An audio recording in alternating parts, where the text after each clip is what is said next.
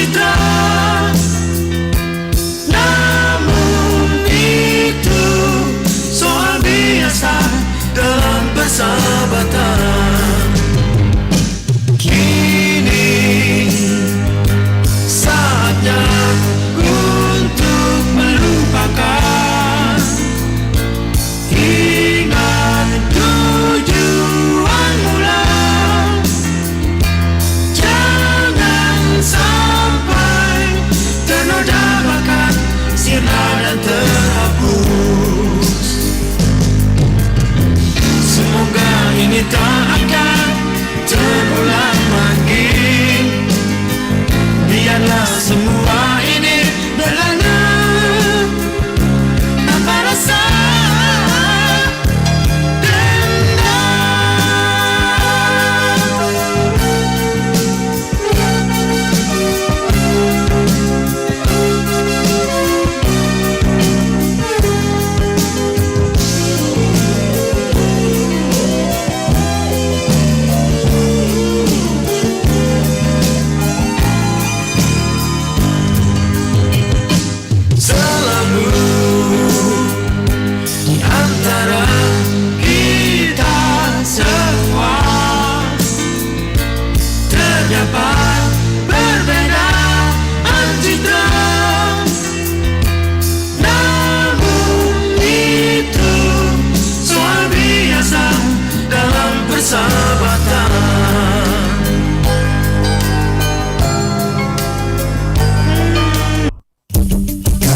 inspirasi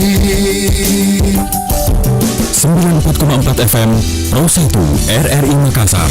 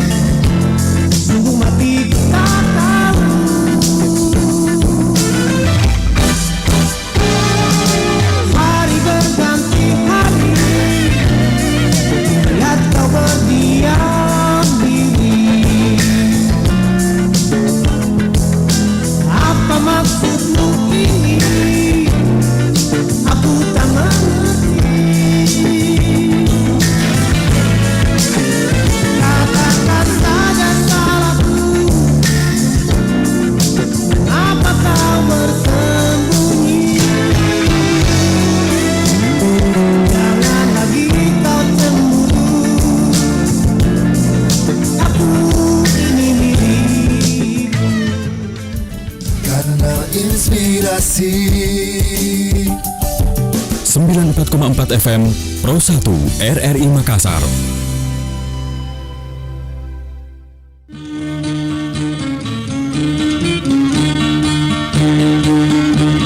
Kiprah Desa Pro 1 RRI Makassar.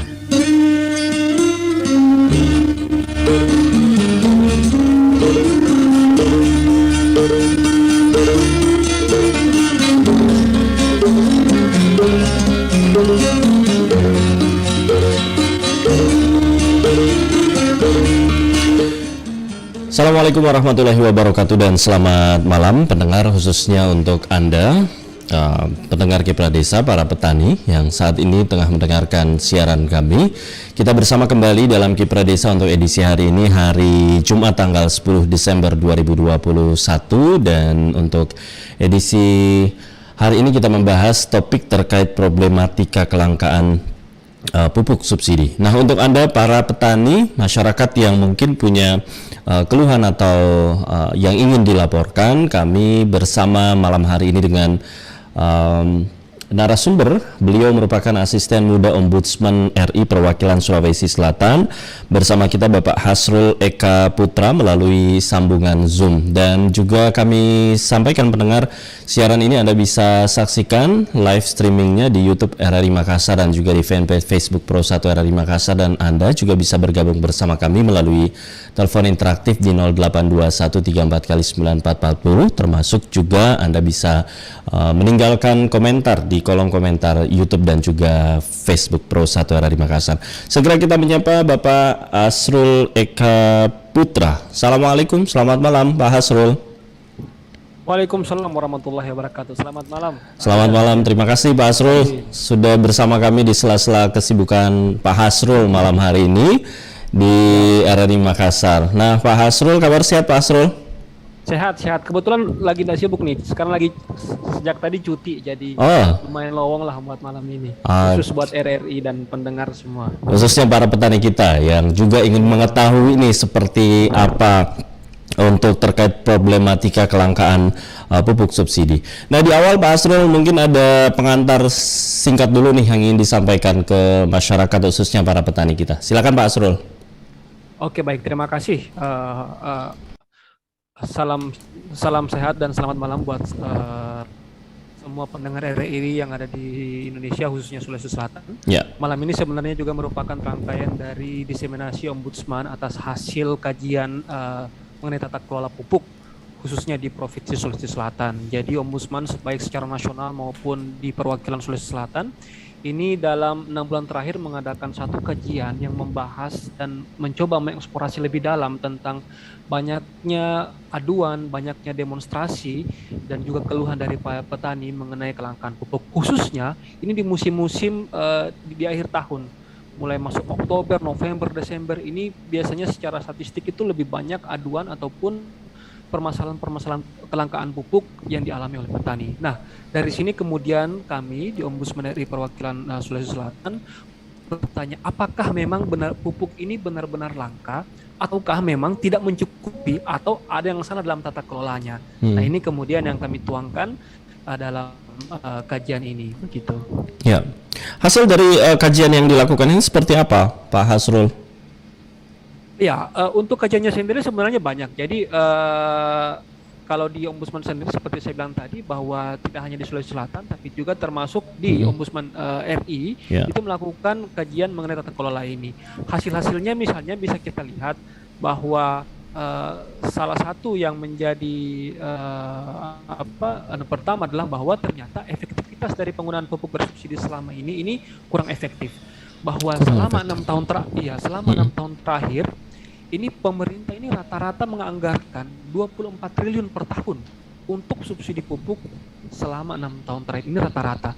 Tapi dengan anggaran sebesar itu, kalau kita bagi misalnya dari jumlah komoditas yang disubsidi ada 69 komoditas, kemudian rata-rata jumlah sawah yaitu 2 hektar, juga kita bagi berdasarkan jenis pupuk yang ada, tingkat efektivitasan itu bisa kita simulasikan, kita hitung di Ombudsman itu hanya mencakup 38% dari kebutuhan unsur hara ataupun pupuk yang diperlukan oleh tanaman itu untuk berproduksi secara maksimal. Nah, jadi bayangkan dari anggaran yang begitu besar, sementara tingkat efektivitas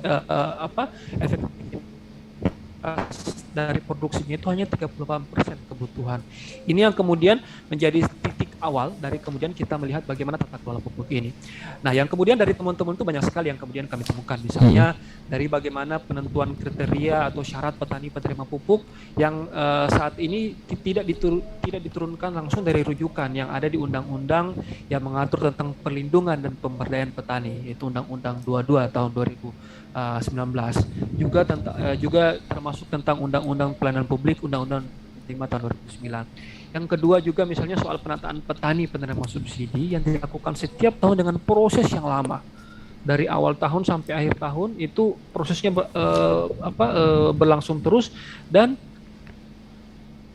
sayangnya ini kemudian berujung pada ketidakakuratan data. Jadi prosesnya sudah sangat panjang, tapi hasilnya banyak yang kemudian kami lihat, kami temukan di lapangan itu tidak akurat.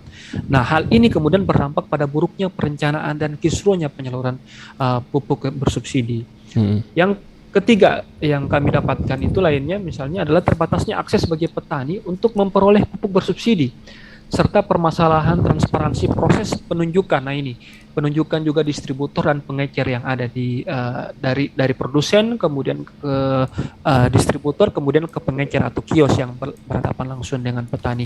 Sehingga dari keseluruhan ini untuk melihat bahwa 6 prinsip tepat yang seharusnya ada dalam penyaluran pupuk bersubsidi ini belum terjadi. Tepat apa itu? Tepat jenis, tepat jumlah, tepat harga, tepat tempat waktu, dan tepat mutu. Nah, ini yang kemudian menjadi temuan-temuan kami. Di Sulawesi Selatan sendiri, secara khusus kami kemudian juga mengambil 2 sampling sebagai daerah yang kemudian menjadi lumbung padi bukan hanya di Sulawesi Selatan tapi di nasional, yaitu daerah Pindrang dan Sidrap. Ini juga kami menemukan permasalahan yang sama, dan bahkan memang istilahnya lebih memiriskan lagi karena di 2 daerah yang menjadi penyangga pangan nasional ini masalah-masalah teknis misalnya pemberlakuan kartu tani dan sebagainya itu masih terus terjadi.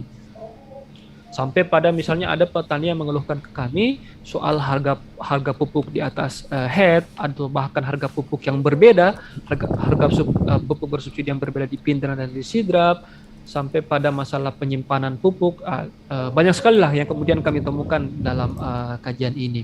Tapi intinya yang kami mau garis bawahi di sini sebagai pengantar dalam diskusi ini, bahwa setelah kami melakukan kajian baik itu di pusat maupun di tingkat provinsi, kelangkaan yang sering sekali kita sebut, makanya dalam judul kali ini kami menggunakan kelangkaan itu pakai tanda kutip.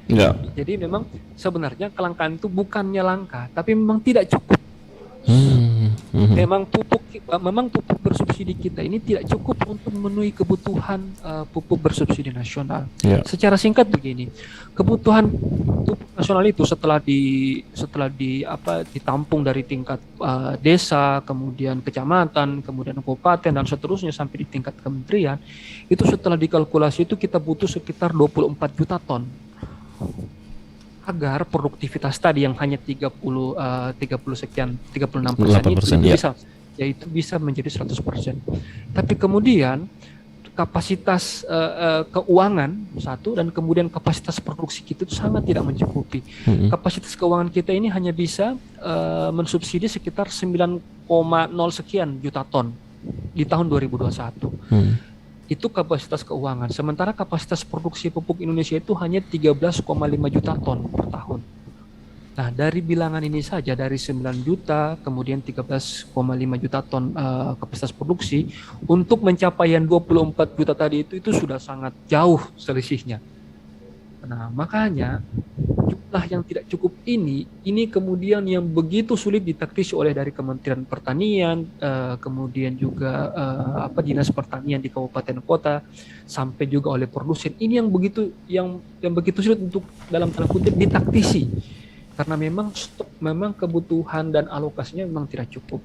Makanya kalau kata-kata kelangkaan itu misalnya kita maknai bahwa stoknya ada, tapi di lapangan misalnya tidak ada. Nah, ini masalahnya memang stoknya memang tidak bisa mencukupi kebutuhan. Begitu. Nah, ini memang silakan Pak Hasrul. Sehingga memang permasalahan ini kemudian lebih pada tata kelola dibanding ketersediaan stok. Lebih pada tata kelola pupuk bersubsidi secara nasional, begitu kira-kira. Nah, dari hasil kajian kemudian dari koordinasi yang terus dilakukan Ombudsman dengan pihak-pihak terkait, seperti apa solusinya kemudian untuk kemaslahatan para petani kita, Pak Hasrul? Ya betul. Jadi memang pertama kita harus sadari bahwa permasalahan pupuk ini adalah permasalahan yang kompleks, multisektor, dan yang ketiga juga multi kepentingan. Jadi memang dari setiap lini, baik itu dari pusat sampai di tingkat petani, ini punya kepentingan yang macam-macam. Kepentingannya ya macam-macam juga. Yang lebih banyak adalah kepentingan ekonomi. Makanya dalam kajian kita Ombudsman, kami memang menitik beratkan pada satu poin penting kepentingan yang harus dilindungi, yaitu kepentingan petani. Jadi di sini Ombudsman juga kami memakai perspektif begini, bahwa bagaimana kita lebih menghadirkan negara untuk melindungi petani. Nah, dari sini kemudian dari hasil dari temuan-temuan tadi, memang kemudian kami menolorkan beberapa saran perbaikan, baik itu tadi di tingkat pusat maupun di tingkat daerah. Di tingkat pusat, misalnya kami kemudian kemarin sudah menyerahkan sarannya Ombudsman Pak YK yang sebagai pengampu untuk isu pangan, isu titik ini, kemudian Ombudsman sudah memanggil dari Menteri Keuangan, Menteri Pertanian, kemudian Pupuk Indonesia, dan Menteri Perdagangan dan sebagainya, dan semua stakeholder. Kemudian kami sampaikan hasil-hasil ini. Saran perbaikannya misalnya tadi solusinya seperti apa? Kami kemudian mendorong agar proses distribusi pupuk itu harus harus membutuhkan perbaikan yang signifikan. Apa yang menjadi salah satu titik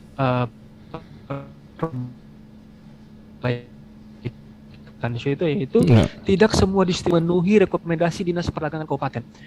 Banyak penunjukan distributor atau pengecer yang tidak transparan. Itu tadi yang kepentingan tadi. Jadi proses pendistribusian dan pengecerannya sampai di tingkat petani ini juga diliputi banyak sekali kepentingan, sehingga tidak transparan. Serta juga kami menemukan banyaknya atau keberadaan kios-kios pengecer atau pupuk yang masih terbatas untuk menjangkau petani. Jadi misalnya ada satu petani yang ada satu kios, satu pengecer yang dia harus melewati misalnya 10 km dari tempatnya ini untuk diambil pupuk oleh petani. Nah, ini sangat istilahnya bagi petani itu, kalau untuk mengakses yang jarak seperti itu dia harus kehilangan 1-2 hari saja hanya untuk mengambil pupuk dari waktunya untuk bekerja di sawahnya. Nah, ini yang kemudian juga kami sampaikan kemarin, misalnya bagaimana kemudian kita menggunakan perangkat-perangkat yang ada di setiap desa. Apa itu? Yaitu misalnya ada BUMDes sekarang, yang sementara sekarang di mana-mana sedang diberdayakan. Jadi Ombudsman kemarin juga mengusulkan bagaimana kalau misalnya pengecer ini tidak hanya di monopoli dalam tanda kutip oleh sektor swasta ataupun oleh pengusaha-pengusaha lokal di desa atau di kecamatan, tapi juga bagaimana kita melibatkan badan usaha milik desa yang juga memiliki modal, memiliki personalia, dan yang pasti dekat dengan lokasi persawahan yang dimiliki oleh petani. Itu salah satunya. Yang kemudian yang kedua adalah misalnya efektivitas penyaluran pupuk subsidi. Kami juga kemarin adalah menekankan pada perbaikan proses penataan ERDKK, rencana definitif kebutuhan kelompok tani. Di sini misalnya hasil kajian kami kemarin bahwa baru 8,7 sekian persen petani yang menggunakan kartu tani untuk menebus pupuk. Sehingga apa maksudnya? Artinya bahwa kartu tani ini kan sebenarnya ini untuk supaya bagaimana pupuk bersubsidi tepat sasaran. Nah, bayangkan kalau ketepatan sasaran ini baru bisa diakses oleh 8,7 sekian persen, maka kita bisa katakan bahwa secara umum memang ketepatan sasaran ini masih jauh dari target nasional begitu. Baik. Nah, bahkan kemudian juga kemarin kami menemukan misalnya praktek-praktek yang di mana petani harus membeli pupuk non subsidi untuk mendapatkan pupuk bersubsidi atau sistem paket istilahnya. Ini kemudian yang kami sarankan untuk perbaikan ke depan. Baik, Pak Asrul, ini kita tahan dulu. Kita juga sudah menerima pesan singkat. Terima kasih pendengar untuk Anda yang sudah bergabung bersama kami di 0811 423 kali, termasuk lewat telepon Anda boleh bergabung bersama kami. Ini pendengar kita yang menyampaikan juga ada Pak Anton, Bapak Menteri Pertanian yang terhormat, tolong usahakan pupuk ke Sulawesi Selatan bisa dicukupi yang dibutuhkan petani, khususnya Kabupaten Sidrap. Dari tahun ke tahun pupuk semakin sulit didapatkan. Kalaupun ada di distributor dibatasi lagi. Kemudian juga ini ada pendengar kita yang juga menyampaikan dulu-dulu sepertinya tidak seperti ini, dan katanya seperti apa kemudian respon pemerintah menanggapi apa hasil kajian dari Ombudsman ini. Sebentar dijawab Pak Hasrul ya. Untuk pendengar kita yang berkomentar ini, kita akan jeda dulu pendengar. Sesaat lagi untuk Anda yang masih ingin bergabung juga kami masih tunggu lewat telepon interaktif di 082134 9440. Bapak Hasrul Eka Putra masih akan bersama kami menanggapi pertanyaan yang sudah Anda kirimkan. Kami kembali sesaat lagi. Pertanian merupakan sektor utama dalam memenuhi kebutuhan pangan nasional. Berbagai upaya melalui kebijakan dan program terus digencarkan oleh Kementerian Pertanian untuk meningkatkan produktivitas dan kualitas produk pertanian. Tak hanya itu, Kementerian Pertanian pun fokus pada upaya regenerasi petani di Indonesia. Program YES hadir sebagai jawaban atas tantangan dalam permasalahan regenerasi petani. Bekerja sama dengan International Fund for Agricultural Development, Kementerian Pertanian merubah mindset pemuda pedesaan agar menjadi para petani, wirausahawan muda pertanian, serta tenaga kerja yang profesional di sektor pertanian. Fokus pada peningkatan kapasitas pemuda pedesaan melalui pelatihan, pemagangan, pengembangan wirausahawan muda pertanian, fasilitas akses permodalan dan pembangunan lingkungan usaha yang kondusif. Program YES membuktikan bahwa sektor pertanian merupakan sektor yang menjanjikan bagi generasi muda. Saatnya generasi muda menjadikan sektor pertanian maju, mandiri, dan modern. RRI Playgo. Dengan satu sentuhan, Anda bisa mengakses Pro 3, Suara Identitas Keindonesiaan, Voice of Indonesia, Channel 5, RRI Radio untuk mengakses jaringan RRI Radio Pro 1, Pro 2, Pro 4, RRI Net, tonton apa yang Anda dengar, RRI Online, RRI 30 Detik, Beyond, RRI Max, Editorial. Hanya dengan satu aplikasi, RRI Playgo. Kipra Desa Pro 1 RRI Makassar. Pendengar Pro 1, para petani yang saat ini tengah menyaksikan dan mendengarkan tentunya siaran kami, kita masih terus bersama dalam Kipra Desa, masih membahas problematika dalam tanda kutip tadi kelangkaan pupuk subsidi. Tadi sudah kita dengarkan penjelasan di awal dari Asisten Muda Ombudsman RI Perwakilan Sulawesi Selatan, Bapak Hasrul Eka Putra, temuan-temuan di lapangan, kemudian menindaklanjuti dari hasil temuan tersebut apa yang kemudian dilakukan. Dan Pak Hasrul, kita masih bersama Pak Hasrul. Pak Hasrul, ya, kami boleh bacakan dulu beberapa komentar masyarakat Pak Hasrul ya, dari petani kita yang menyampaikan masukan juga tadi ini, yang menyampaikan juga respon pemerintah katanya seperti apa dan di 2022 nanti akan dilakukan seperti apa. Kemudian masukan yang juga disampaikan ini diantaranya ini ada yang menyampaikan juga, tolong menyampaikan masukan daripada subsidi pupuk mending dikampanyekan untuk menghindari pupuk kimia atau penganjuran pupuk kompos yang sudah tersedia di alam. Kemudian juga ini menyampaikan bahwa coba telusuri ke desa-desa, banyak gudang pupuk yang tersembunyi. Juga ini ada masukan, sekedar masukan, di kalangan pedesaan masih banyak yang mempermainkan pupuk bersubsidi, tolong ditinjau. Kemudian ini ada Pak Zainal juga yang menyampaikan komentarnya, masukannya ya, mending dihilangkan saja pupuk subsidi. Ini semoga bisa menjadi masukan juga ke pemerintah, tinggal diawasi saja harga eceran tertinggi di pengecer. Silakan Pak Hasrul untuk menanggapi beberapa komentar masyarakat ini. Oke, baik, terima kasih. Komentar-komentar ini sangat tipikal dari petani kecil, apalagi petani-petani kecil di daerah, memang selalu mengeluhkan seperti ini. Tapi pertanyaan utamanya sebenarnya begini, kenapa sih kemudian petani sampai saat ini kebutuhan atas pupuk bersubsidi itu masih begitu tinggi? Sebenarnya terjadi karena harga gabah atau harga pasca panennya ini memang selalu fluktuatif. Ini memang bahkan kecenderungan dalam beberapa kali, misalnya harga gabah atau pasca panen ini malah turun dan tidak menutupi harga produksi. Makanya kemudian harga produksi ini ditekan sedemikian rupa dan untuk menekan itu maka petani membutuhkan subsidi pupuk yang begitu mahal, begitu banyak. Itu pertama. Nah, dari sini kemudian juga kita melihat bahwa yang kedua adalah faktor tanahnya sendiri, bahwa setelah sekian lama digunakan, setelah bertahun-tahun kemudian menghasilkan padi, maka unsur hara yang digunakan tanah ini memang sudah begitu berkurang sehingga kebutuhan pupuk tadi juga menjadi meningkat. Makanya kalau tadi ada pendengar yang kemudian mengusulkan untuk penggunaan pupuk ini, sebenarnya memang pemerintah sendiri itu sudah selalu melalui penyuluh-penyuluh di tingkat kecamatan maupun di desa itu selalu juga mendorong agar menggunakan pupuk alami. Walaupun memang pupuk alami maupun pupuk non subsidi unsur haranya kaya, akan tetapi memang harganya begitu tinggi, harganya masih cenderung tinggi di tingkat petani begitu. Sehingga ini yang kemudian membuat kembali lagi bahwa kebutuhan pupuk subsidi menjadi tinggi. Ya, kalau tadi pendengar kita juga yang menyampaikan ini respon pemerintah katanya seperti apa dari hasil temuan yang disampaikan Ombudsman tadi? Oh baik, di tingkat pusat karena kami di Ombudsman setelah diserahkan itu masih memiliki waktu 60 hari untuk melakukan.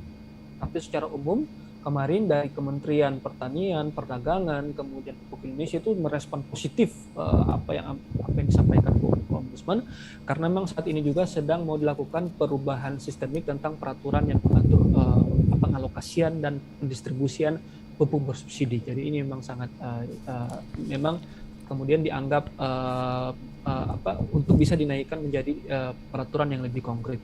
Yang kedua di tingkat provinsi, di minggu-minggu ini kami masih sementara melakukan monitoring sehingga kami belum bisa menyampaikan seperti apa sih kira-kira tindak lanjut konkret yang sudah dilakukan oleh pemerintah di menyangkut temuan-temuan yang sudah kami sampaikan kemarin.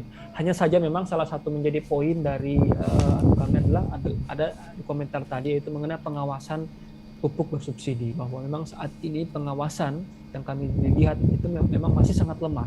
Saat ini hanya ada namanya Komisi Pengawas Pupuk Bersubsidi dan Pengawas Pupuk Bersubsidi dan Pestisida di daerah, yang dimana ini masih dipimpin oleh Sekda dengan unsur-unsur lainnya. Ya memang selain tugas intinya ini mereka mengurusi banyak hal yang lainnya, sehingga memang pupuk bersubsidi ini oleh Ombudsman Pusat kemarin diusulkan agar memiliki juga satu pengawas khusus karena ini merupakan barang publik yang memang menyentuh langsung ke kebutuhan primer kita, kebutuhan primer pangan kita begitu. Baik. Nah Pak Asrul, kalau di Ombudsman RI perwakilan Sulsel sendiri ini ada yang juga menyampaikan tata cara ketika ingin menyampaikan laporan ke Ombudsman seperti apa. Nah apakah petani-petani kita juga sudah termasuk yang berani atau sadar begitu untuk menyampaikan aduan ini Pak Hasrul? Sayang sekali belum. Makanya bukan hanya di Sulsel, tapi secara nasional bahwa akses untuk melapor ke Ombudsman itu memang masih didominasi oleh orang-orang perkotaan, menengah ke atas, kemudian juga orang-orang yang sudah bersentuhan langsung dengan teknologi informasi. Nah, kelas-kelas seperti petani, orang-orang yang masyarakat adat dan yang termarginalkan ini memang masih sangat rendah untuk melapor ke Ombudsman. Mungkin angkanya tidak lebih dari 2% secara nasional yang melapor petani. Makanya inilah salah satu cara Ombudsman untuk tidak menunggu laporan itu. Jadi kami melakukan kajian inisiatif ini. Karena kalau kami menunggu sampai petani datang mengadu ke kami, itu mereka sudah akan kehabisan 1 hari produktifnya hanya untuk datang ke kantor misalnya, atau hanya untuk berkeluh kesah. Jadi itu dia. Kami kemudian berpikir bahwa kita tidak bisa diam saja, tetap harus melakukan inisiatif untuk datang ke petani. Tapi memang dalam 2 tahun terakhir juga ada mengenai pupuk bersubsidi yang masuk, tapi bukan petani yang melaporkan ini. Yang melaporkan ini adalah di pengecer dan di distributor. Dari situ juga merupakan pintu masuk kami untuk melihat lebih dalam tentang pupuk bersubsidi.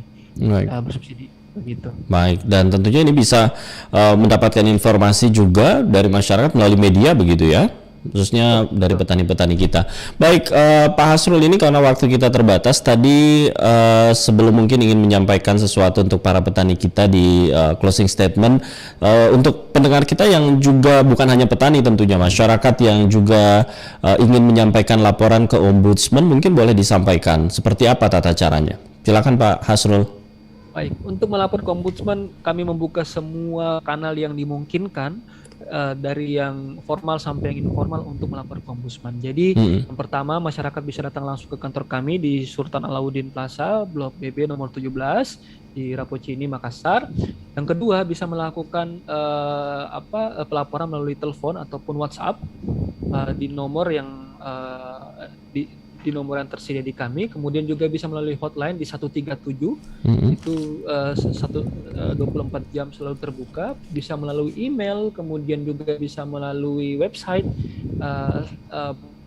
Bahkan juga misalnya mungkin ada pendengar yang masuk melalui RRI, kemudian juga bisa diteruskan ke kami, itu nanti bisa kami follow up untuk kami lakukan istilahnya pemeriksaan laporan setelah diterima.